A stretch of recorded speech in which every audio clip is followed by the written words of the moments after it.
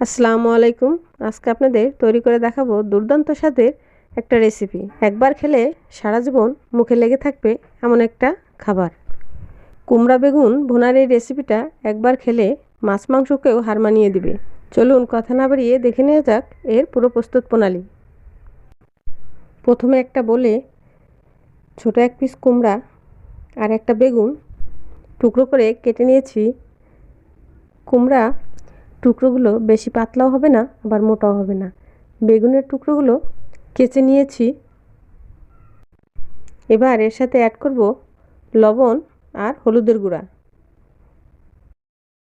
এবার সব কিছু একসাথে একটু ঝাঁকিয়ে মেখে নেব।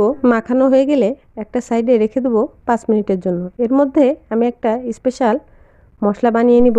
এর জন্য নিয়ে নিয়েছি 7-8টা কাঁচামরিচ, 2টা রসুন আর 2টা পেঁয়াজ। এগুলো একসাথে আমি একটু লবণ দিয়ে পানি দিয়ে ব্লেন্ড করে নিয়েছি। এখন এগুলো ভাজার জন্য চুলায় একটা প্যান বসিয়ে চুলাটা অন করে রান্নার তেল দিয়ে দিয়েছি।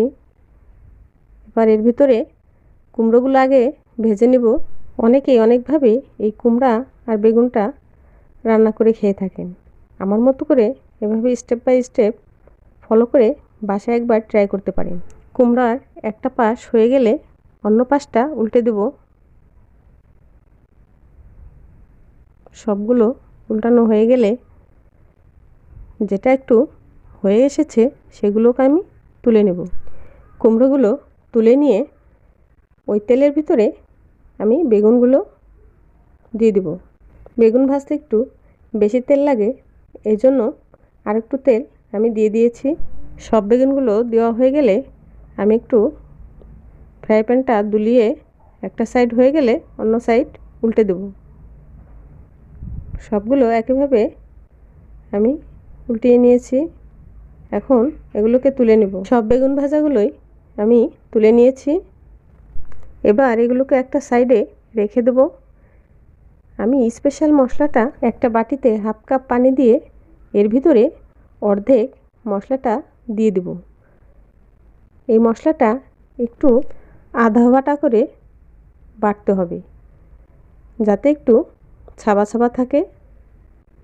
এটা আবার তেলের ভিতরে দিয়ে দেব। বেগুন ভাজার পরে যে তেলটা প্যানের ভিতর ছিল তার ভিতরে মশলাটা দিয়ে দিয়েছি। এবার এটাকে একটু কষিয়ে ভেজে রাখা কুমড়ো আর বেগুনটা দিয়ে দেব। একটু উল্টে পাল্টে দেব। একটু সাবধানে নেড়ে দিতে হবে যাতে ভেঙে না যায়। নাড়া হয়ে গেলে পরে এটা ঢাকনা দিয়ে 5 মিনিটের মতো রান্না করব।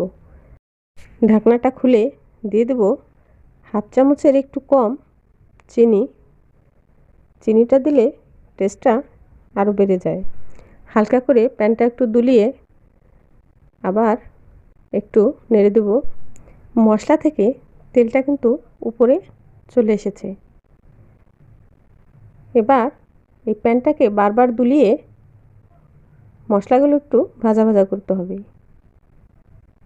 আমি 2-3 বার করে ঝাঁকিয়ে উল্টে পাল্টে দিয়েছি। মশলা থেকে তেলটা ছেড়ে মশলাটা ভাজা ভাজা হয়ে এসেছে। এই সময় সুন্দর একটা স্মেল বেরোবে। এবার এটাকে নামিয়ে নেব। তৈরি হয়ে গেল আমার দুর্দান্ত স্বাদের কুমড়া বেগুন ভুনা। যদি আমার রেসিপিটি ভালো লেগে থাকে তাহলে প্লিজ আমার চ্যানেলটি সাবস্ক্রাইব করে একটা লাইক করে দিবেন। আবার দেখা হবে নতুন কোনো ভিডিও নিয়ে। সে পর্যন্ত সবাই ভালো থাকবেন। আল্লাহ হাফেজ।